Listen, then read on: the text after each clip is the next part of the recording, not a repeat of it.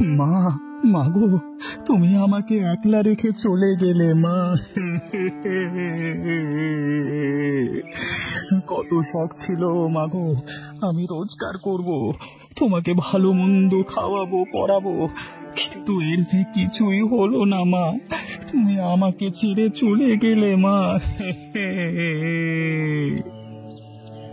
না না, তুমি যেখানে নেই আমিও সেখানে থাকতে পারবো না মা।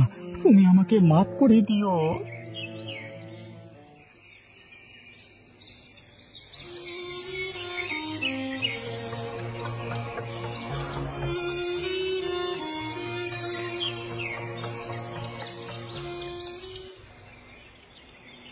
হে কি, এত বনের ভেতরে চলে এসেছি, চারপাশে তো কাউকে দেখতে পাচ্ছি না। না, চারিদিকে তো কারোর কোনো সারা শব্দ নেই। যাই যাই দেখি, ওদিকটাতে যাই।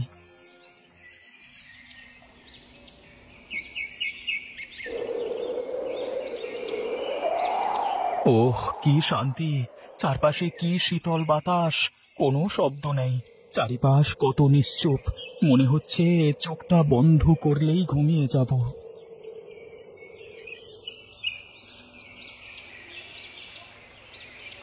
কি রে বাবা, কোথায় চললি রে? কোথায় আর যাব, আমার যাওয়ার জায়গাই বা কোথায়? তুই এখনো আমার ওপর অভিমান করে আছিস রে বাবা? তোমার উপরে অভিমান করতে যাব কেন মা? অভিমান তো আমার নিজের উপর। দেখ বাবা, কোনো মাই তার সন্তানের অমঙ্গল চায় না, তাই তো আমিও তোকে ওই গহীন বনে শিকারে যেতে নিষেধ করেছি। হ্যাঁ হ্যাঁ, আমি এখানে এভাবে গরিব হয়ে পড়ে পড়ে পচে মরব, আমার তো আর কিছু করে বড়লোক হতে হবে না। শুধু শুধু বনের ভিতর গিয়ে এত কষ্ট করে শিকার করার কি দরকার? তুই তো চাষবাস করেও কিছু একটা করতে পারিস রে বাবা। তা তো পারি, কিন্তু আমাকে কে জমি দেবে শুনি? আমার তো নিজের কোনো জমি নেই। আমি বলি কি বাবা, একবার মহাজনের কাছে গিয়ে বলে দেখ, তার তো কত জমি।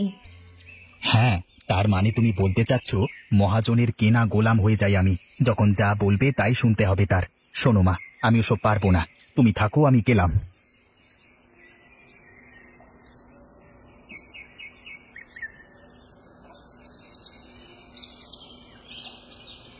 আচ্ছা, এই বনের ভেতরে শুয়ে আরামে ঘুম দেওয়া হচ্ছে। দাঁড়াও, দেখাচ্ছি মজা তোমাকে।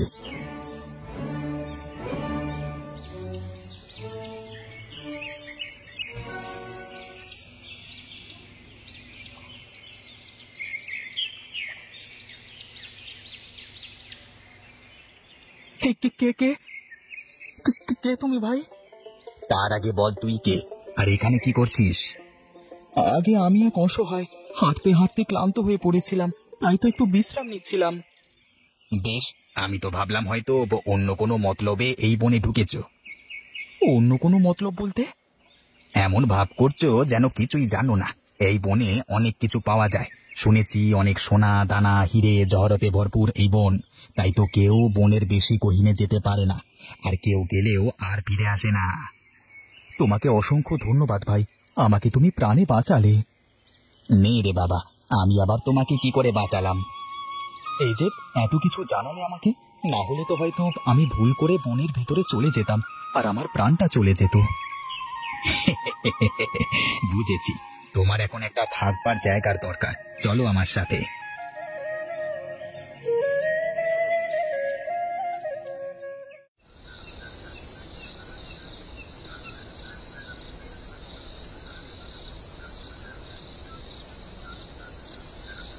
মা মারা যাওয়ার পর বেঁচে থাকার আগ্রহটাই তো হারিয়ে ফেলেছি, তাই তো মনের দুঃখে বনের ভেতরে আশ্রয় নিয়েছি।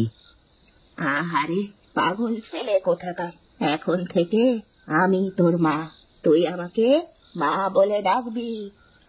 সে যা বলে বলুক, তাতে কোনো সমস্যা নেই, কিন্তু মা, তুমি যদি আমার থেকে ওকে বেশি ভালোবাসো না, তাহলে কিন্তু আমি সত্যি সত্যি চলে যাব, এই বলে দিলাম।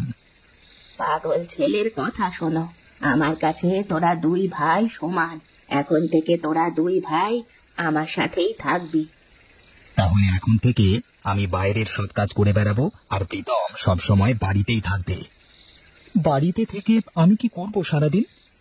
কেন, বাড়ির চারপাশে তো কত জায়গা, সেখানে তুমি চাষবাস করবে। এখন ভাই, বাড়ির সব দায়িত্ব তোমার উপর। আমি এখন মুক্ত আকাশে উড়ব। ঠিক আছে, তাই হবে। এখন থেকে আমি সব সময় মায়ের সাথেই থাকবো। নে বাবা, আর কথা না বাড়িয়ে তাড়াতাড়ি খাওয়া দাওয়া শেষ কর, আবার ঘুমোতে হবে। সকালে উঠে অনেক কাজ।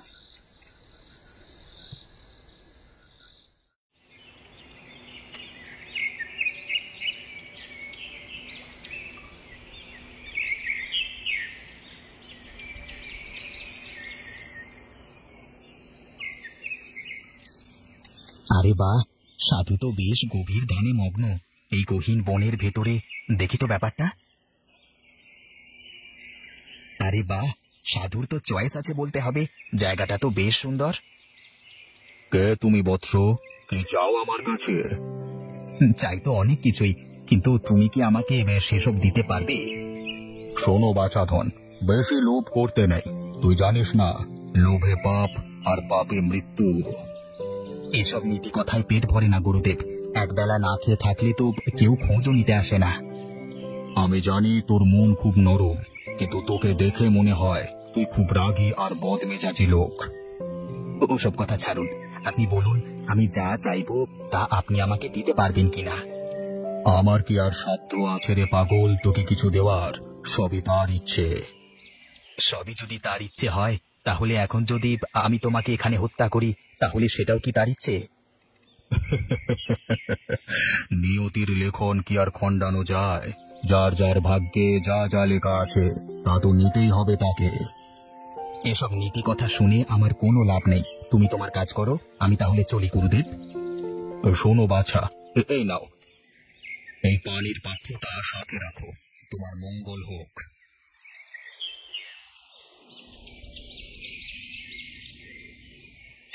আরে দাদা, তুমি চলে এসেছো? কি আর করব, গেলাম যে কাজে, তা তো হলো না, তাই ফিরে আসলাম। বেশ, এক কাজ করো, তুমি তাহলে আমাকে একটু সাহায্য করো। আমাকে একটু পানি এনে দাও।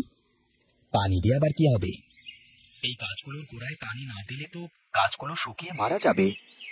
তাই যদি হয় তাহলে এই নে পানি। এই পানি দিয়ে দে সব গাছের গোড়ায়। যাক, তাহলে শেষমেশ পানিটুকু কাজে লাগলো। ফেলে দিয়ে আসলে আবার কষ্ট করে পানি ভরে দিতে হতো। আমি বলি কি দাদা, তুমি এসব বাদ দিয়ে চাষবাস শুরু করো, তাহলে দেখবে দুবেলায় দুমুঠো ভাতের অভাব হবে না। আমি শুধু দুবেলা দুমুঠো খেয়ে বেঁচে থাকবার জন্য বাঁচতে চাই না। দরকার হলে আমি দুনিয়া ওলট পালট করে ফেলবো, তবুও আমার অনেক সম্পদ চাই। তুমি পাগল হয়ে গেছো দাদা। তোমার মনটা যত নরম, তুমি বাইরে থেকে ততটাই শক্ত। হয়েছে, তোর আরও তো সাফাই গাওয়া লাগবে না। চল এবার গিয়ে খেয়ে নি, না হলে মা আবার বকর বকর শুরু করে দেবে। হ্যাঁ দাদা, চলো তাহলে যাই।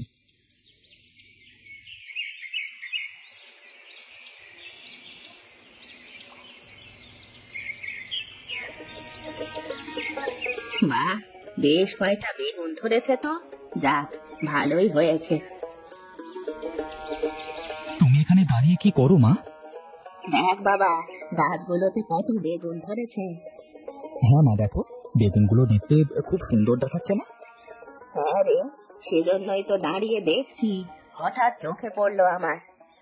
দিনে দিনে গাছগুলো বড় হয়েছে, তারপর আস্তে আস্তে ফুল ধরলো, এখন ফুল থেকে ফলও ধরে গেছে। হ্যাঁ রে বাবা, কথায় আছে না, সবুরে মেওয়া ফলে। আমাদের মতো গরিবদের সব সময় ধৈর্য ধারণ করতে হয়। একটা সময় সব ঠিক হয়ে যায়।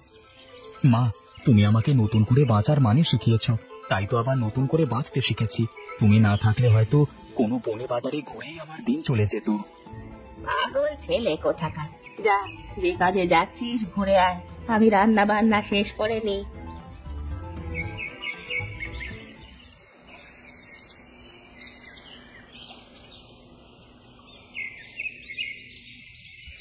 আরে, ওই লোকটা বোধহয় অসুস্থ হয়ে পড়েছে, দেখি তো একটু।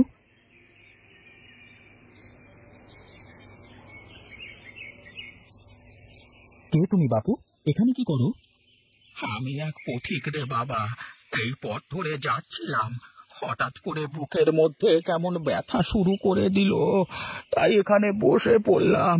ওহ, আহারে বেচারা, তা এই অসুস্থ শরীর নিয়ে তুমি কোথায় চললে খুড়ো? কোথায় আর যাব?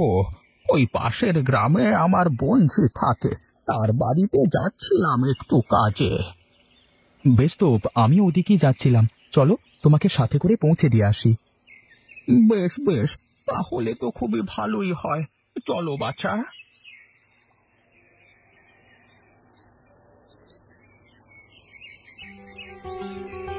আরে গুরুদেব, আপনি আপনি হঠাৎ করে আমাদের বাড়িতে? এই পথ দিয়ে যাচ্ছিলাম, তাই ভাবলাম একবার দর্শন দিয়ে যাই তোদের। বেশ, তো চলুন না, একটু বসে যাবেন, একটু জল মুখে দেবেন।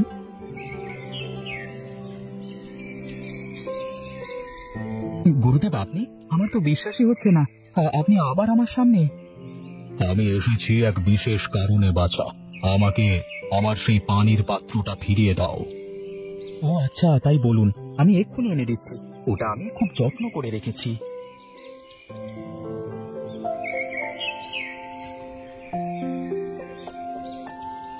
বেশ, এখন তাহলে আমি চলি। আমাকে যে অনেক দূরের পথে বেরোতে হবে।